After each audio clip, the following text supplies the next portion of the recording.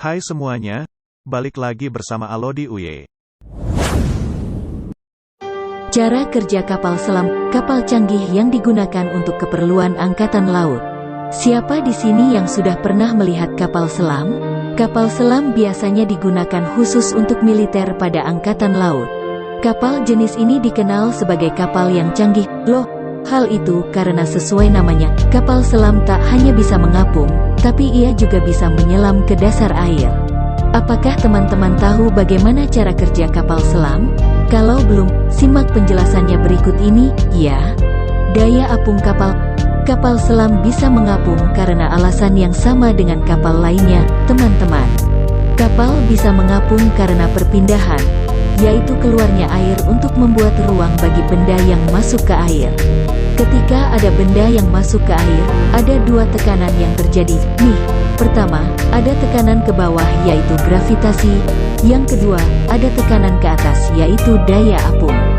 Karenanya, benda akan mengapung jika beratnya kurang dari jumlah air yang berpindah.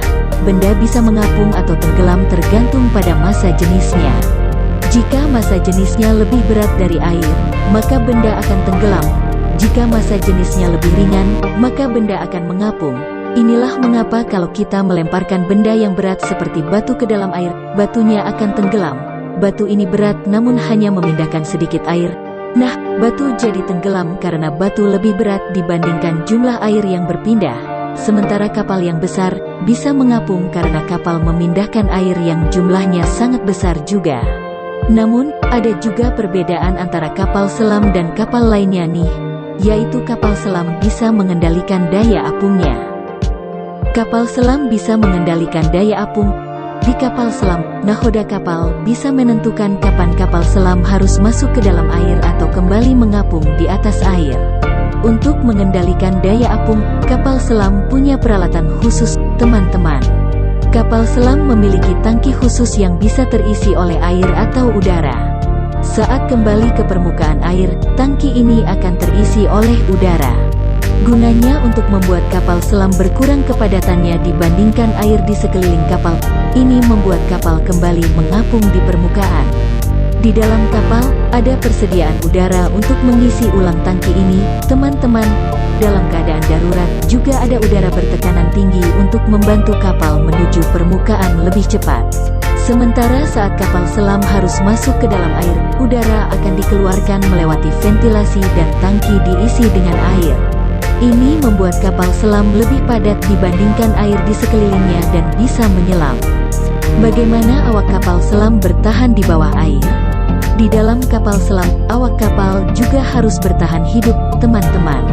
Yaitu dengan menjaga kualitas udara untuk bernapas, persediaan air bersih, dan suhu di dalam kapal. Nah, di kapal selam kan tidak ada udara masuk dan keluar, ya?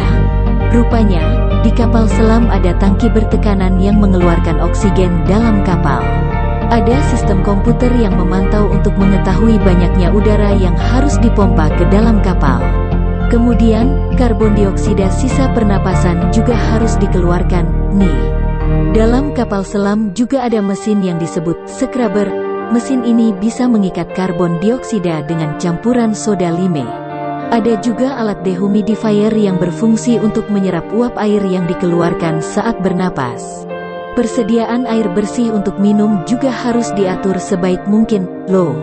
Tapi ada juga kapal selam yang dilengkapi teknologi untuk memisahkan garam dari air laut, sehingga airnya bisa dimanfaatkan untuk minum, masak, mandi, dan mendinginkan barang elektronik.